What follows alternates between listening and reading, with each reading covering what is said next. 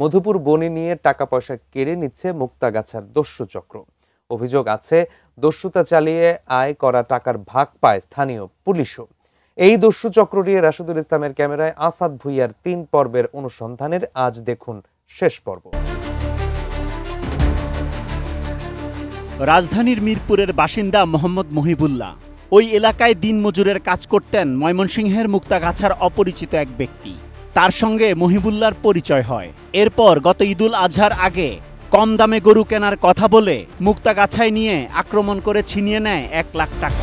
বলো যে আমার বাসা কিছু খাওয়া দাওয়া করিয়া তারপরে বাজারে যাবেন, এই উপলক্ষে করে তাদের বাসার দিকে আমাদেরকে নিতেছিল।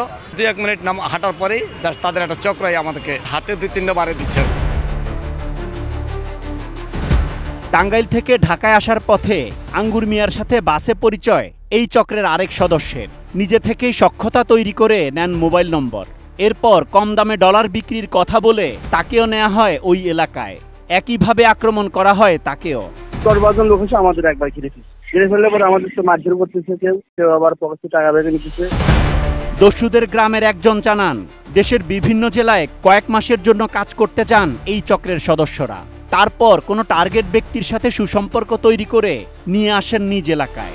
কাজে যাই আমার তার কাজ করে আমার ২-৩ কিংবা ১ মাস কাজ করে আবার তা করে নিয়ে আসে। বেশ কয়েক বছর আগে দস্যু চক্র ছেড়ে আসা একজন পরিচয় গোপন রাখার শর্তে জানান চক্রের নেতৃত্ব দিচ্ছে কারা এবং দস্যুতা চালিয়ে আয় করা টাকার ভাগ পায় পুলিশের কোন কোন সদস্য। টাকাটা ৩ ভাগে ভাগ হয়, সবাই মিলে ৩০% পায়, আর পুলিশে পায় ২০%, আর যারা ডলার দেয় এরা পায় ৫০%। পুলিশের জিয়া আছে, মিঠু আছে, সাইফুল আছে, আসিফ আছে। দস্যু চক্রের সদস্য শাকিলের মা নিজেই স্বীকার করেন পুলিশের সম্পৃক্ততার কথা। RICL TMX, যুগের পর যুগ স্থাপনা থাকে মজবুত। ডলারটা মাইরাই সবাই আগে টাকা দিব।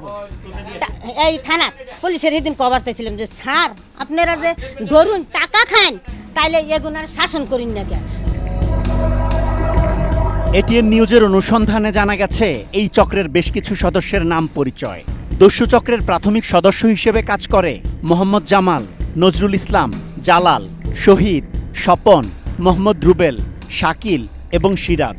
চক্রের যে কোনো ২ জন সদস্যের কাজ টার্গেট ব্যক্তিকে কৌশলে তাদের আস্তানায় নিয়ে আসা। এরপর বাকিরা দেশীয় অস্ত্র দিয়ে আক্রমণ করে। দস্যু চক্রের মূল হোতা হিসেবে কাজ করে আজগর, আবু তাহের, সাইদুল এবং আজগরের ছেলে রূপচান, যারা চক্রের সদস্যদের কমিশনের বিনিময়ে নিয়োগ দেয়। আর এই ঘটনা ঘটানোর আগে অসাধু পুলিশ সদস্যদের সাথেও যোগাযোগ রক্ষা করে। কাজ শেষে থানায় পৌঁছে যায় কমিশন। জড়িত পুলিশ সদস্যদের বিরুদ্ধে দ্রুত ব্যবস্থা নেয়ার আশ্বাস দিলেন ময়মনসিংহ জেলা পুলিশ সুপার। আমার অভ্যন্তরের মধ্যে একটু সমস্যা আছে, আমি একটু দেখি ভেতরে, আমি অভ্যন্তরে দেখি যারা জড়িত অবশ্যই থেকে তাদের মধ্যে অবশ্যই বিভাগ ব্যবস্থা হবে।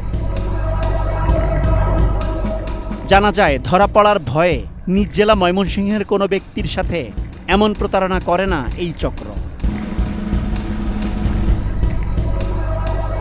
স্থানীয়রা জানান প্রায় ৩০ বছর আগে কয়েকজন ডাকাতের নেতৃত্বে গড়ে ওঠে এই দস্যু চক্র, যা এখন ভয়ঙ্কর আকার ধারণ করেছে।